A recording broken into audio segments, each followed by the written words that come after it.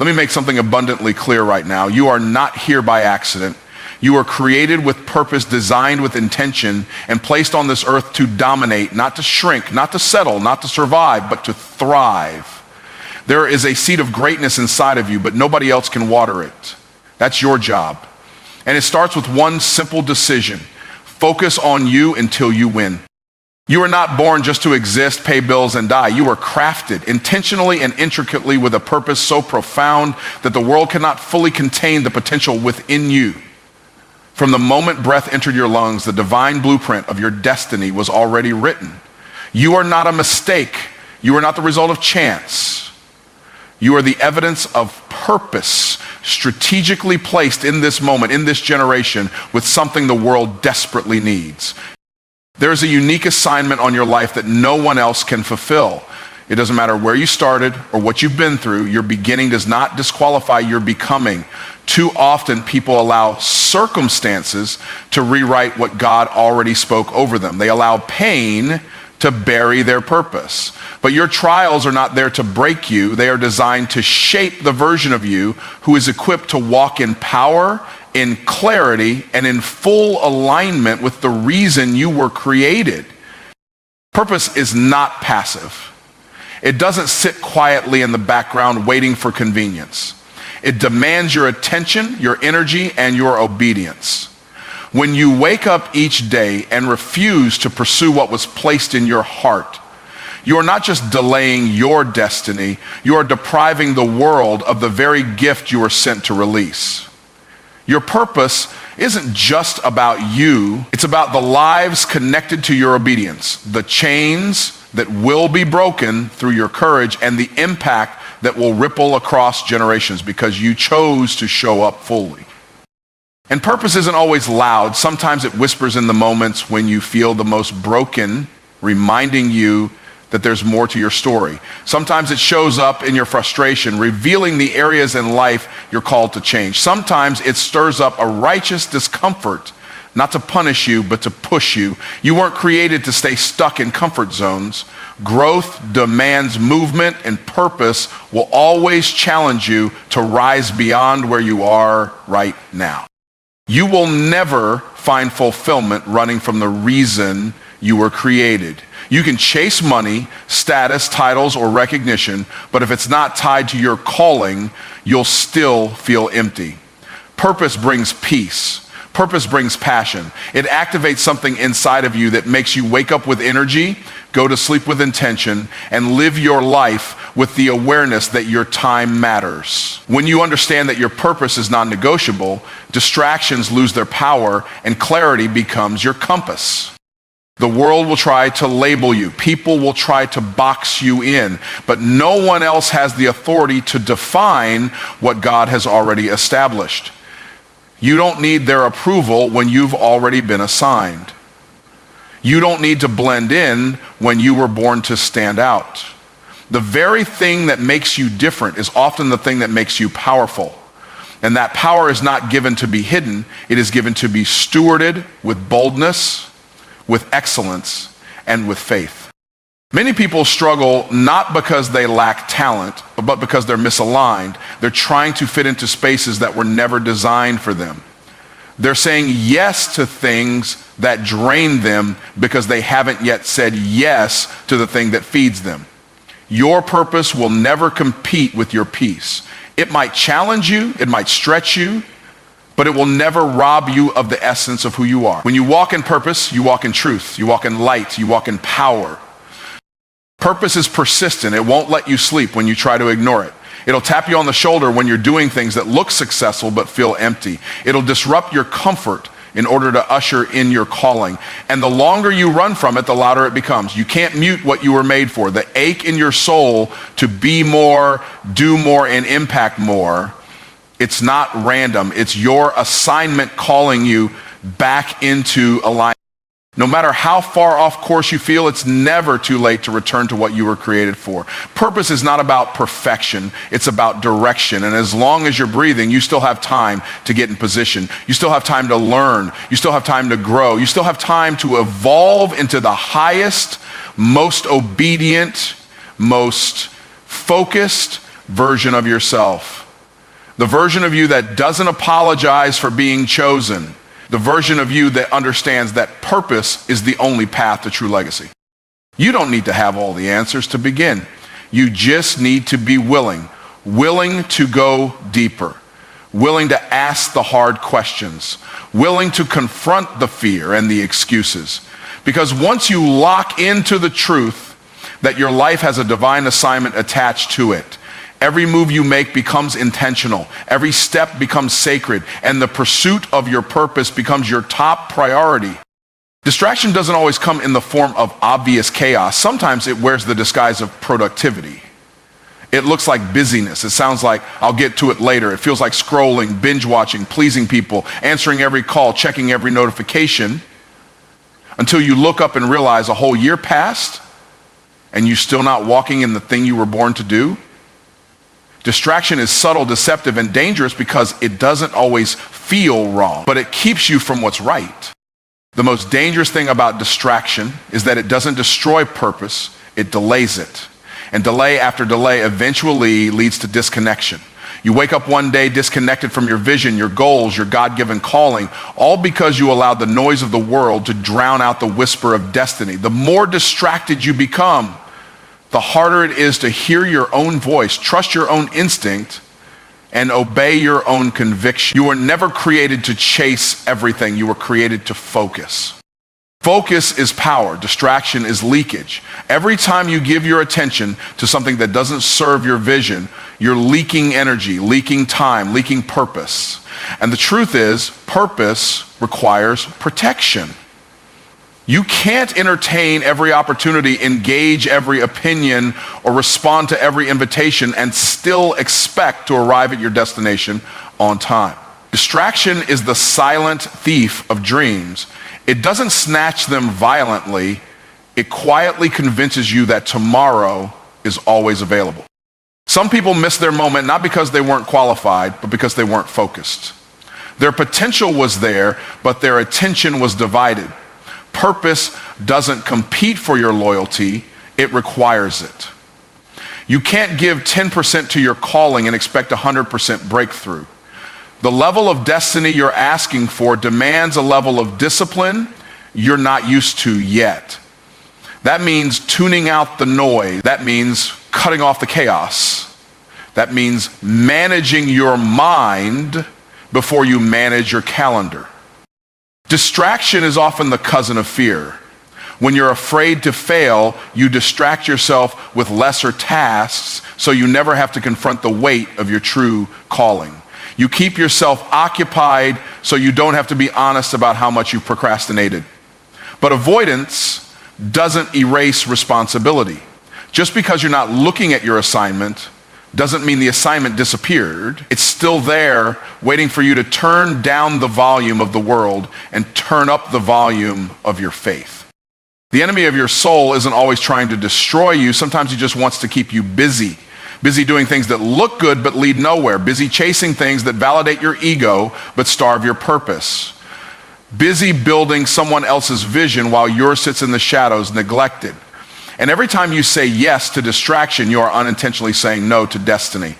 Destiny demands clarity, and clarity only comes through intentional focus. So you don't need more hours in the day, you need better boundaries. Boundaries with people, boundaries with platforms, boundaries with your own impulses. Everything that calls your name doesn't deserve your time. Every door that opens isn't a door you're called to walk through. Maturity is learning to discern what looks like opportunity but smells like distraction. Not everything that glitters is gold. Some of it is sand that slips right through your fingers while you're trying to hold it. Distraction also thrives in environments without vision. When you're not clear on where you're going, you'll go anywhere. You'll try anything. You'll say yes to everything because you don't know what you're protecting. Vision gives your no power. When you know what you're building, what you're creating, and who you're becoming, you become intentional with your yes and unapologetic with your no. Without that clarity, every good thing becomes a trap that keeps you from the great thing. Sometimes distraction comes dressed as obligation. People will pull on your time, your energy, your heart, asking you to show up in places that aren't aligned with your assignment. You must remember, Being available to everyone often means being unavailable to yourself. You are not responsible for carrying everyone's load. You are responsible for carrying out your calling. And that means sometimes you have to let go of what's familiar to grab hold of what's foundational.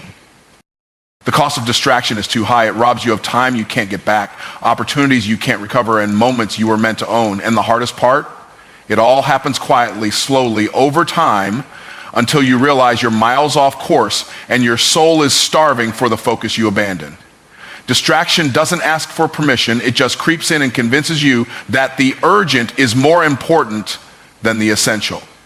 But the essential, the thing you were born to do, is still waiting. Greatness is not something someone grants you, it's something you grow into. Too many people are sitting on dreams, waiting for someone to give them the green light. They're waiting for approval, applause, or an open door they think someone else has the key to. But the truth is, the only permission you need is the permission you give yourself. You don't have to wait for a mentor, a platform, or a title to start moving in the direction of your calling. The moment you decide to take yourself seriously is the moment greatness begins to take root. There is something dangerous about living your life based on the opinions of others. When you look to people for permission, you give them control over your progress. You allow them to dictate your pace, your confidence, and your sense of worth. But the people you're waiting on to validate your voice might not even understand your vision. They weren't in the room when God gave you that idea. They didn't see the late nights, the inner battles, the hunger you have to become everything you know you're called to be. You can't expect people to co-sign what they were never meant to carry. When you believe you need permission, you start to play small. You lower your standards. You wait for the right moment, the perfect timing, or for someone to say you're ready. But greatness doesn't ask if you're ready. It demands that you rise. It demands that you show up scared, that you speak even when your voice shakes, that you build even when the blueprint isn't fully visible. You don't get to lead from a place of comfort. Leaders lead from conviction. And conviction doesn't wait for consensus. One of the biggest myths people believe is that someone has to choose them in order for their gift to matter. But you were already chosen before you were born, before you had credentials, before you had confidence. There was greatness deposited inside you that didn't come from a classroom, a boss, or a platform. It came from above. And the moment you embrace that, you'll stop asking for a seat at the table and start realizing you are the table. Your presence carries weight. Your voice carries value. Your gift makes room for you, but only if you use it. When you walk into a room with ownership of who you are, people can feel it. Confidence isn't arrogance. Confidence is awareness of what you carry. It's not about thinking you're better than others. It's about knowing you're finally done shrinking to fit into places that were never meant to contain your power. You weren't made to blend in. You were made to stand out, to shift atmospheres, to break generational limits, and to activate others through your boldness. The need for permission often comes from past rejection. Somewhere along the line, someone made you feel like you weren't enough, that your voice was too loud, that your dreams were unrealistic, that your ambition was too much, so you started second-guessing yourself. But that was their limitation, not yours. Just because they couldn't see your vision doesn't mean it wasn't real. Just because they didn't believe in you doesn't mean you're not worthy of belief. You have to stop making their disbelief your identity. When you start owning your greatness, you will make people uncomfortable. You'll ruffle feathers. You'll challenge the status quo. And that's okay. Your greatness isn't supposed to make everyone comfortable. It's supposed to shift things, to provoke growth, to inspire change, to call people higher. But if you keep asking for permission, you'll spend your life editing yourself to fit into someone else's expectations. And every time you edit yourself, you erase a little more of your authenticity. It's not prideful to walk in your power. It's responsible. There are people assigned to your voice, your gift, your influence, and they are waiting on you, not a smaller, quieter, safer version of you, but the real you. The version that doesn't apologize for being called, the version that's tired of playing it safe, the version that's ready to step up, speak out, and make impact. You don't need a spotlight to be effective. You just need to show up fully in the places where you already are. Waiting for permission is a delay tactic dressed up as humility. It sounds noble to say, I'm just waiting for the right time, but often it's fear disguised as patience. At some point, you have to realize that the right time is whenever you decide to stop hiding, when you stop negotiating with your potential, when you stop giving other people the pen to write your story. This is your life, your dream, your responsibility, and only you can decide to activate what's already inside you. Every level of greatness you're praying for is already available, but it's waiting on your yes. Not their yes, not the world's yes, yours. Because the moment you realize you don't need permission to be great is the moment you stop waiting and start becoming. You stop surviving and start building. You stop rehearsing your past and start walking boldly into your future. And the only thing standing between where you are and where you're called to be is your decision to move without waiting to be told you can. Discipline is not a trait you're born with. It's a choice you make daily. It's the invisible force behind every breakthrough, every achievement, and every legacy. You don't become who you're called to be by accident. It takes intentional, repeated action. Discipline is doing what needs to be done even when you don't feel like doing it. It's the quiet work in the dark that produces the shine in the light. It's waking up early, staying up late, saying no to distractions and yes to consistency. It's not sexy, it's not glamorous, but it's always effective. People admire the results, but they rarely respect the routine. They see the finished product, but they don't see the pain, the persistence, and the daily decisions that created it. You can't pray for success and then live a lifestyle that contradicts it. There's a difference between wanting something and being willing to do what it takes to get it. Discipline separates dreamers from doers. It turns vision into execution. It turns potential into power. Everyone has potential, but only the disciplined ever truly walk in purpose. Your destiny is not a matter of luck, it's a matter of order. If your life is out of order, your future will be too. Discipline brings order to your time, your habits, your thinking, and your energy. It's the system that supports your success. Without discipline, you become reactive. You chase feelings, you move on impulse. But with discipline, you become proactive. You take authority over your day. You don't wait for motivation, you move with commitment. And that commitment compounds over time into something undeniable. The people who win consistently aren't necessarily the most talented, they're the most consistent. Talent can open a door, but discipline is what keeps you in the room. Talent may get you noticed, but discipline gets you results. Every time you show up when it's hard, when it's inconvenient, when it's thankless, you're building a reputation with yourself. You're proving to your own soul that you are who you say you are. And that self-trust becomes the foundation of unstoppable confidence. There's a cost to discipline, but there's a far greater cost to regret. Regret comes when you realize you had the time, the opportunity, the talent, but you didn't have the discipline to do what was required. Discipline feels hard in the moment, but regret is heavy for a lifetime. The pain of growth is temporary, but the pain of missed destiny lingers. If you want to live with peace, live with principle. If you want to die empty, having given the world everything you were supposed to, live with discipline every single day. Your future is being formed by your habits. Your destiny is shaped in the small decisions, what you eat, what you watch, who you talk to, how you spend your time, what you listen to. Discipline teaches you to say no to what's convenient so you can say yes to what's critical.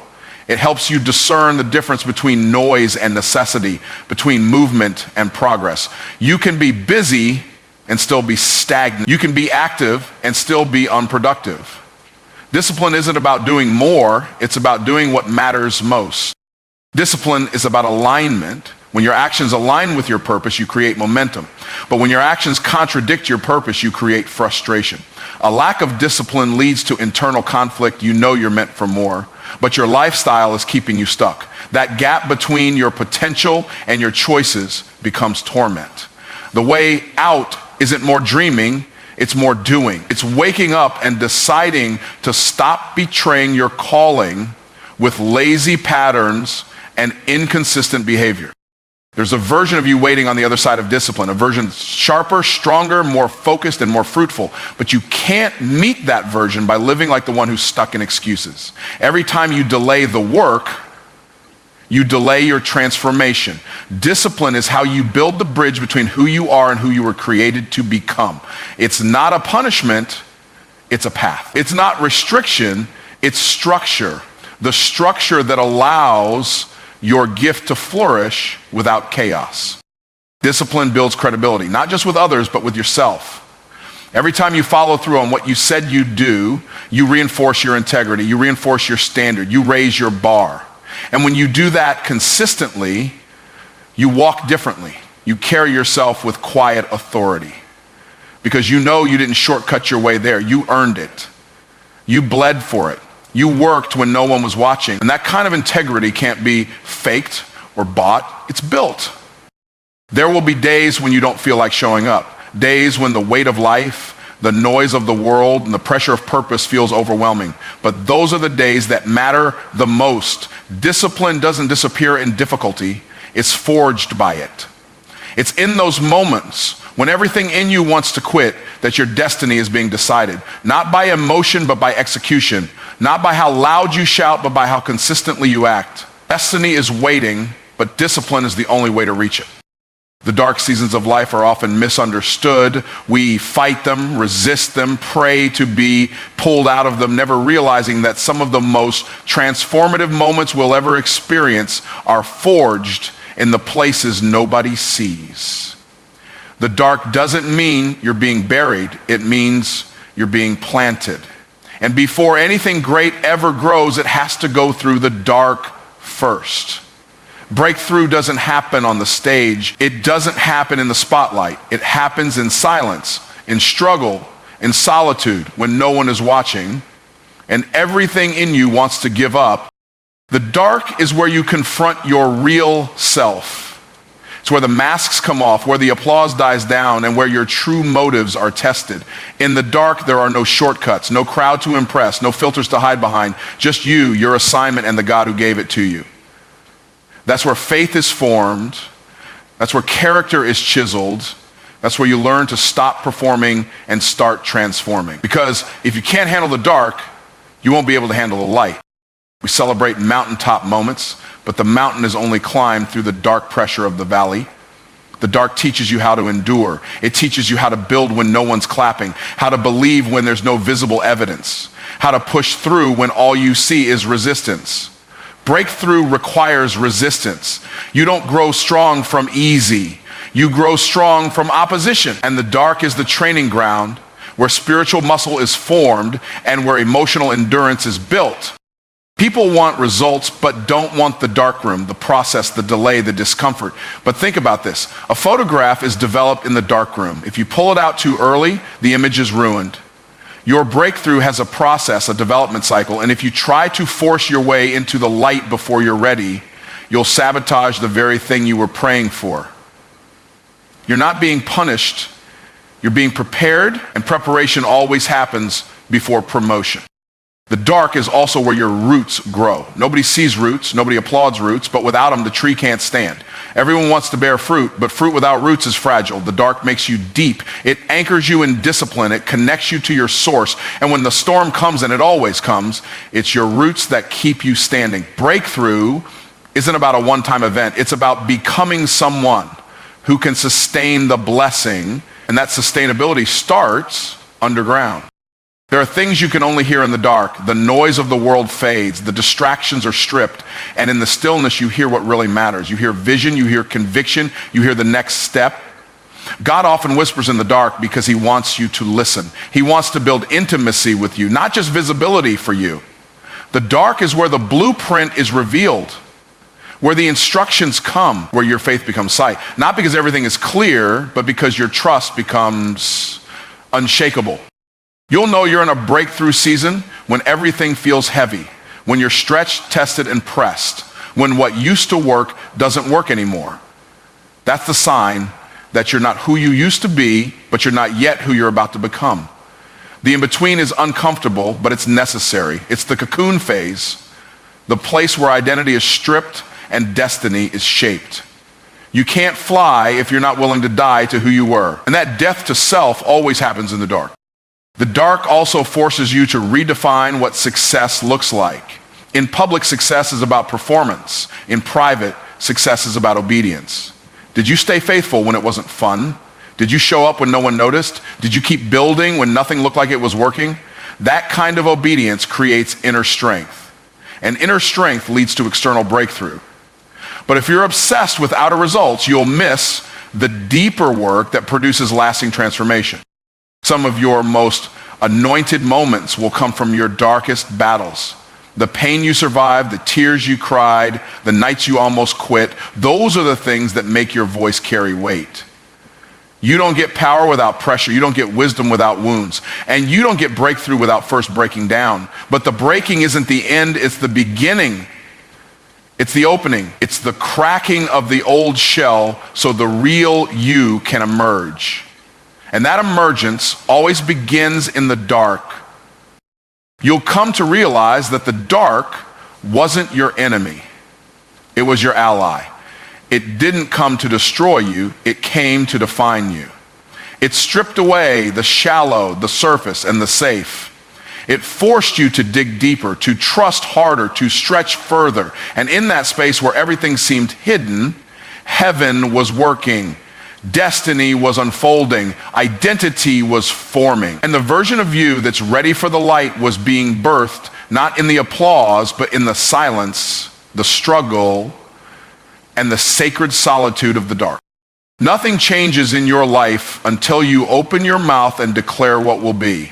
A declaration is not a wish, it's a decision spoken out loud. It's a statement of faith, of intent, and of authority. When you declare something, you disrupt the atmosphere around you. You shift from passive living to powerful living. You stop reacting to life and start commanding it. Too many people are silent about what they want and then frustrated when they don't get it. But silence is agreement with your current situation. When you speak, you signal to your mind, your spirit, and your environment that a shift is in motion. Declarations aren't about hype, they're about alignment. You have to align your mouth with your mission. Speak what you see by faith, not just what you see with your eyes. Your words create your world. Life and death are in the power of the tongue. And every time you declare your purpose, your breakthrough, your identity, you're building the future with your voice. You're prophesying your way into your promise. You're reminding your fear who you are. You're silencing doubt with decision. And that declaration, when spoken consistently and boldly, starts to rewrite the programming of your mindset. But declaration is only the first step. You must decide. Decision is the bridge between intention and transformation. A real decision shuts the door on the alternative. It says, I don't care how long it takes, I'm committed. Most people don't get stuck because they don't have a vision. They get stuck because they haven't made a real decision. They're still entertaining plan B. They're still negotiating with fear. But power doesn't flow where there's indecision. Power flows where there's clarity. When you decide, you activate momentum. You put the universe, your habits, and your heart in sync with your outcome. Decision is more than a moment. It's a mindset. It's a posture. It's a permanent stance. Once you decide who you are and what you're here to do, your standards change. Your schedule changes. Your circle might change. Because decision demands alignment. You stop entertaining anything that contradicts what you've decided. You stop trying to fit in with people who are comfortable settling. You no longer need permission to pursue purpose. You've already decided. And that decision becomes your anchor, your compass, and your fuel. After you declare and decide, the next level is to dominate. Domination doesn't mean controlling others. It means mastering your assignment. It means owning your lane. It means showing up in such excellence that there's no question you were built for it. Domination requires focus. It requires the elimination of distractions, excuses, and mediocrity. It's not enough to be good at something. You're called to be undeniable, to make such an impact that your presence solves problems. that your work speaks even when you're silent, that your results can't be ignored.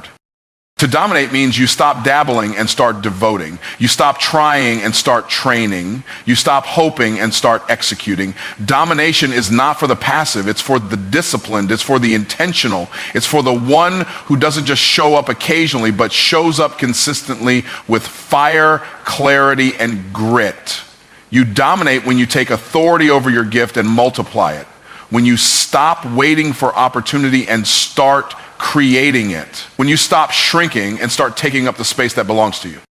Domination also means you're not intimidated by resistance. You expect it. You understand that pressure is part of the process. You don't fold when things get hard. You rise, you recalibrate, you adapt, and then you keep going. Because dominating your destiny means refusing to back down. It means understanding that adversity is not a sign you're off track. It's a sign you're on the right one. You're pushing into territory most people avoid. You're occupying a space few are willing to fight for. That's what it takes to lead. The greatest leaders are not always the loudest. They're the most locked in. They've made up their mind. They've spoken their vision. They've cut off the options. And now they move with precision. They dominate their time, their thoughts, their habits, their energy, and that level of dominion produces fruit that others can't fake. Because it's not talent that sets them apart. It's the decision to be excellent regardless of how they feel. It's the decision to dominate even in silence, in the shadows, and in the grind. There will be moments when your decision is tested, when the declarations you made feel like lies because life hasn't caught up yet. But that's the proving ground. That's where champions are forged. That's where you double down on what you said. That's where you remember why you started. And if you can hold your ground in that tension between the declaration and the manifestation, you'll walk into a level of strength you didn't know you had. A power that can't be bought. A confidence that comes from keeping your word to yourself. The path to domination is paved with daily decisions. It's built on the back of consistent declarations and unwavering determination. You don't stumble into greatness. You don't accidentally fulfill your calling. You decide, you declare, you dominate. Not once, but over and over again. When it's easy and when it's not.